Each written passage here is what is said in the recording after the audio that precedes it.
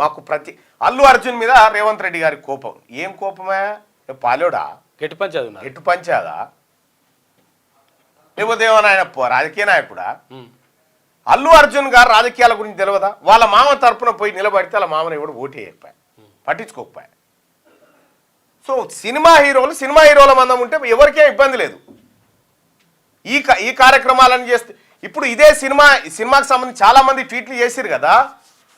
Johnny మాస్టర్ని ఒక BC బిడ్డని అక్రమంగా అరెస్టు చేసి 2019లో ఘటన జరిగితే 2023లో కేసు పెట్టి జైలుకు పంపినప్పుడు మీ ట్వీట్లు ఎట్టుపోయినాయి? జానీ మాస్టర్ విషయంలో జాతీయ అవార్డు, మన తెలుగు నేషనల్ జాతీయ అవార్డు నా కుక్కనికే ఉండాలి, గానికి వస్తుందా అని చెప్పి కుట్ర పన్నిన దాంట్లో అల్లు అర్జున్ లేడా? జానీ మాస్టర్ జైలుకు పోవడానికి అల్లు అర్జున్ కుట్ర ఉందా లేదా? ఆయనకు మధ్యంతర బెయిల్ కోర్టు ఇస్తే వెంటనే నేషనల్ అవార్డు వెనక్కి తీసుకోండి అని చెప్పి లేఖ రాసింది వీళ్ళు కాదా? నిందితునికి అవార్డు వెనక్కి తీసుకుంటారా? అవసరం అట్లా? ఇప్పుడు ఈ కేసులో అల్లు అర్జున్ ముద్దాయి కాబట్టి నేషనల్ అవార్డు వెనక్కి ఇస్తాడా? అంటే అల్లు అర్జున్ గారు ఎనుకో ముందో కాలం మీ దాకా కూడా వస్తుంది. నా జైలు దాకా ఉన్నావు కదా, రాత్రి పన్నావు కదా జైల్లోనైతే, ఓ రోజు అయితే ఉన్నావు కదా. కాలం సమాధానం చెప్తుంది, కొన్నిటికి కాలం సమాధానం చెప్తుంది. నిజంగా ప్రభుత్వానికో ముఖ్యమంత్రి రేవంత్ రెడ్డి గారికో కోపమో దుష్మనో ఉంటే నీ షోకి ఎందుకు బెనిఫిట్ షోకి అనుమతిస్తారా?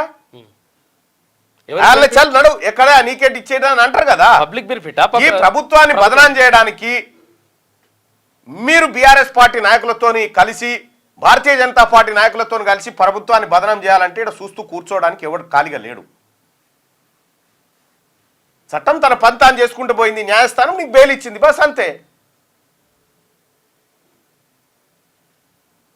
ఇంకా ఏమైతే ఏం సినిమాలయా ఈ పుష్ప గురించి? ఏం సినిమాలయా అది?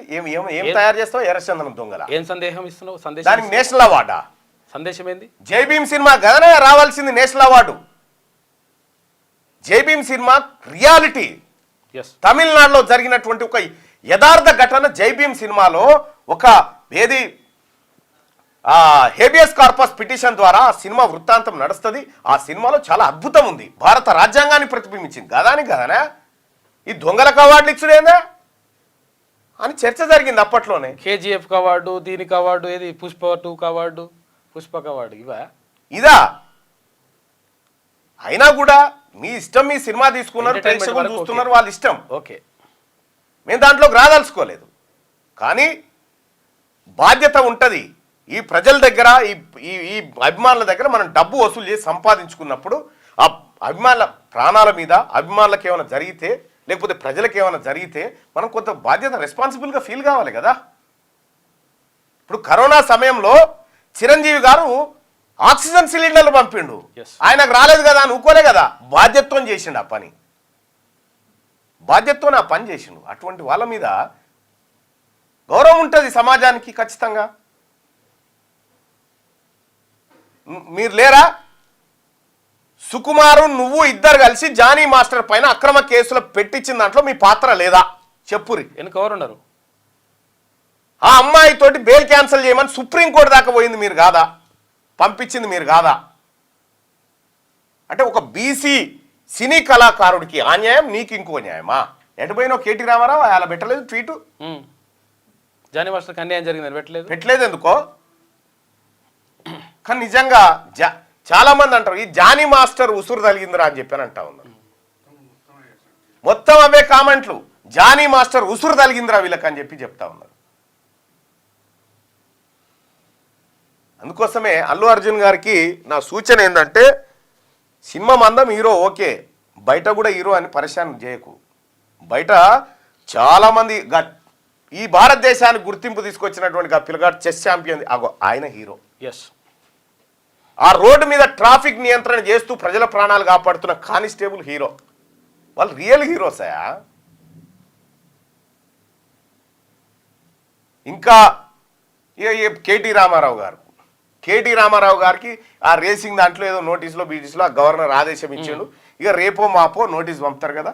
సేమ్ ఇదే తరీకాలో అల్లు అర్జున్ గారికి ఏదైతే ట్వీట్ల వర్షం గురించి ఏదైతే దుకాణమైందో సేమ్ నాకు అదే కావాలని అనుకుంటున్నాను. దాని కథ వేరే, దాని వ్యవహారం వేరే. చట్టం ముందు ఎవరైనా సమానమే,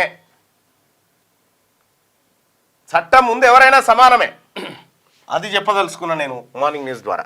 క్యూ న్యూస్ లో పనిచేయటకు అనుభవం గల కెమెరామ్యాన్లు కావాలను సంప్రదించవలసిన నెంబర్లు 8688926084.